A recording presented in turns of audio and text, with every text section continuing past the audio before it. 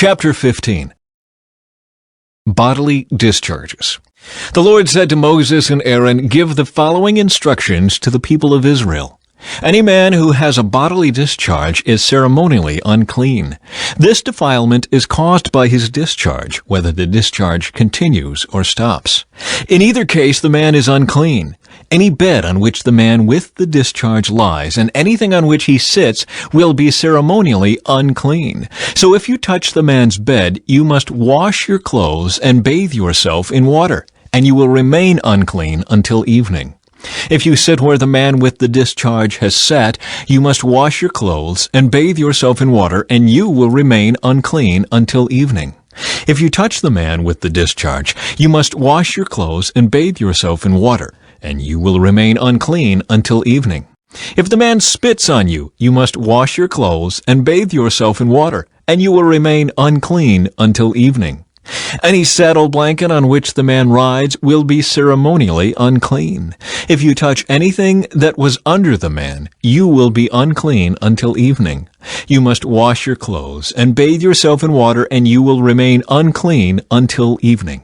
If the man touches you without first rinsing his hands, you must wash your clothes and bathe yourself in water, and you will remain unclean until evening. Any clay pot the man touches must be broken, and any wooden utensil he touches must be rinsed with water. When the man with the discharge is healed, he must count off 7 days for the period of purification. Then he must wash his clothes and bathe himself in fresh water, and he will be ceremonially clean. On the 8th day he must get 2 turtle doves or 2 young pigeons, and come before the Lord at the entrance of the tabernacle, and give his offerings to the priest. The priest will offer 1 bird for a sin offering and the other for a burnt offering. Through this process, the priest will purify the man before the Lord for his discharge. Whenever a man has an emission of semen, he must bathe his entire body in water, and he will remain ceremonially unclean until the next evening. Any clothing or leather with semen on it must be washed in water, and it will remain unclean until evening. After a man and a woman have sexual intercourse, they must each bathe in water, and they will remain unclean until the next evening. Whenever a woman has her menstrual period, she will be ceremonially unclean for 7 days. Anyone who touches her during that time will be unclean until evening. Anything on which the woman lies or sits during the time of her period will be unclean. If any of you touch her bed, you must wash your clothes and bathe yourself in water, and you will remain unclean until evening.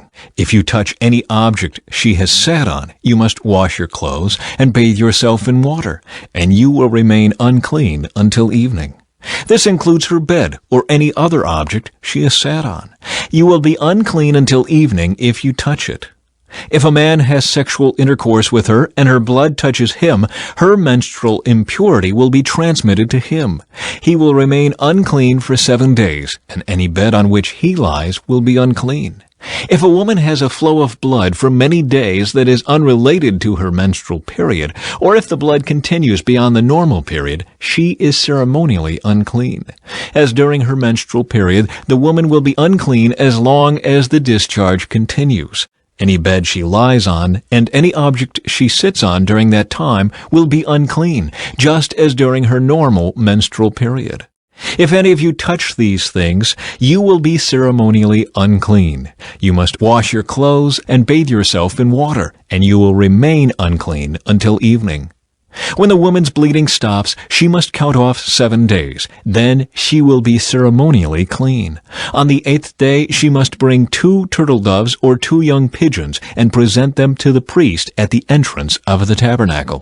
The priest will offer 1 for a sin offering and the other for a burnt offering. Through this process, the priest will purify her before the Lord for the ceremonial impurity caused by her bleeding. This is how you will guard the people of Israel from ceremonial uncleanness. Otherwise they would die, for their impurity would defile my tabernacle that stands among them. These are the instructions for dealing with anyone who has a bodily discharge, a man who is unclean because of an emission of semen, or a woman during her menstrual period. It applies to any man or woman who has a bodily discharge, and to a man who has sexual intercourse with a woman who is ceremonially unclean. Chapter 16. The Day of Atonement. The Lord spoke to Moses after the death of Aaron's 2 sons who died after they entered the Lord's presence and burned the wrong kind of fire before him. The Lord said to Moses, "Warn your brother Aaron not to enter the most holy place behind the inner curtain whenever he chooses. If he does, he will die. For the ark's cover, the place of atonement is there, and I myself am present in the cloud above the atonement cover." When Aaron enters the sanctuary area, he must follow these instructions fully. He must bring a young bull for a sin offering and a ram for a burnt offering. He must put on his linen tunic and the linen undergarments worn next to his body. He must tie the linen sash around his waist and put the linen turban on his head. These are sacred garments, so he must bathe himself in water before he puts them on. Aaron must take from the community of Israel 2 male goats for a sin offering and a ram for a burnt offering. Aaron will present his own bull as a sin offering to purify himself and his family, making them right with the Lord. Then he must take the 2 male goats and present them to the Lord at the entrance of the tabernacle. He is to cast sacred lots to determine which goat will be reserved as an offering to the Lord and which will carry the sins of the people to the wilderness of Azazel. Aaron will then present as a sin offering the goat chosen by lot for the Lord. The other goat, the scapegoat chosen by lot to be sent away, will be kept alive, standing before the Lord. When it is sent away to Azazel in the wilderness, the people will be purified and made right with the Lord. Aaron will present his own bull as a sin offering to purify himself and his family, making them right with the Lord. After he has slaughtered the bull as a sin offering, he will fill an incense burner with burning coals from the altar that stands before the Lord. Then he will take 2 handfuls of fragrant powdered incense and will carry the burner and the incense behind the inner curtain. There, in the Lord's presence, he will put the incense on the burning coals so that a cloud of incense will rise over the ark's cover, the place of atonement, that rests on the ark of the covenant. If he follows these instructions, he will not die. Then he must take some of the blood of the bull, dip his finger in it, and sprinkle it on the east side of the atonement cover. He must sprinkle blood 7 times with his finger in front of the atonement cover. Then Aaron must slaughter the first goat as a sin offering for the people and carry its blood behind the inner curtain. There he will sprinkle the goat's blood over the atonement cover and in front of it, just as he did with the bull's blood. Through this process, he will purify the most holy place, and he will do the same for the entire tabernacle because of the defiling sin and rebellion of the Israelites. No one else is allowed inside the tabernacle when Aaron enters it for the purification ceremony in the most holy place. No one may enter until he comes out again after purifying himself, his family, and all the congregation of Israel, making them right with the Lord. Then Aaron will come out to purify the altar that stands before the Lord. He will do this by taking some of the blood from the bull and the goat and putting it on each of the horns of the altar. Then he must sprinkle the blood with his finger 7 times over the altar. In this way he will cleanse it from Israel's defilement and make it holy. When Aaron has finished purifying the most holy place and the tabernacle and the altar, he must present the live goat. He will lay both of his hands on the goat's head and confess over it all the wickedness, rebellion, and sins of the people of Israel. In this way he will transfer the people's sins to the head of the goat.